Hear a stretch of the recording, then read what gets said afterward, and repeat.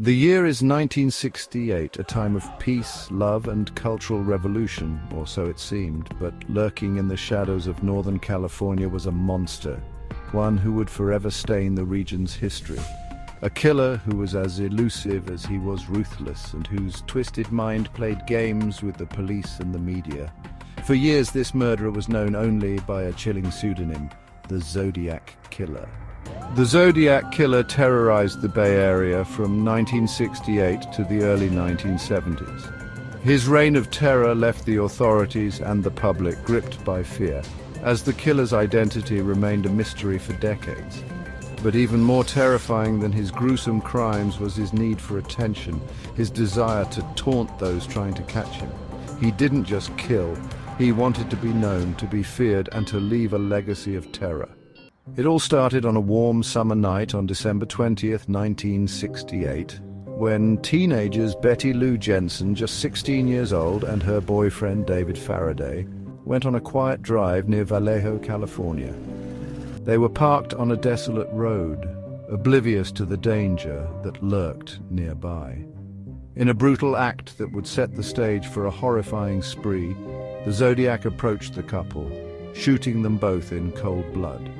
Betty Lou, innocent and full of life, was killed instantly while David was shot as he tried to flee. But this was only the beginning. Then, just 6 months later, on July 4th, 1969, another couple, Darlene Ferrin and Michael Mageau, were ambushed near Blue Rock Springs Park. The Zodiac, his face masked and his heart devoid of any compassion, opened fire, killing Darlene and leaving Michael critically wounded. This time, however, the killer didn't flee. He stayed long enough to approach Michael, threatening to kill him too. But the survivor, still trembling, would later provide one of the first descriptions of the killer. The police had their first clues, but they were only fragments. Descriptions of a man who was young, around 5'8", with a stocky build, wearing glasses. But these clues led nowhere. What made the Zodiac so terrifying was not just his brutality, but his mind games. He wanted the world to know about him, and that's where his twisted genius came in.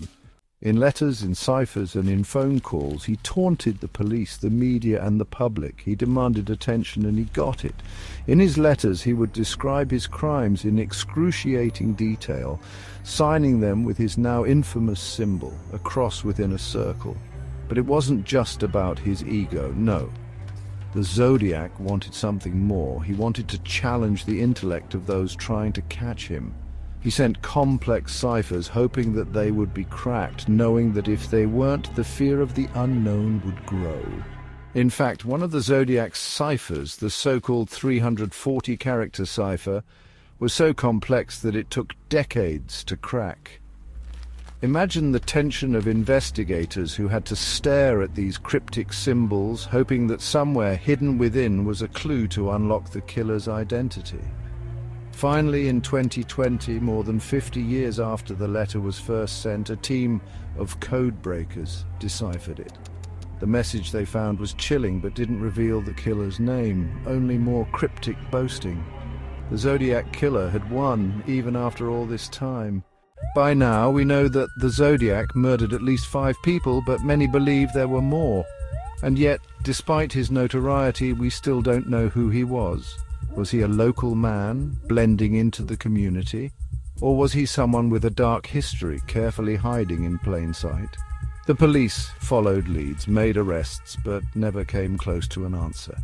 Every suspect they looked into turned out to be a dead end. The suspects were numerous. Some believed it was a man named Arthur Lee Allen, a convicted child molester with a violent history, but DNA evidence failed to link him to the crime scenes. Others pointed to another suspect, Gary Francis Post, whose criminal record was suspicious.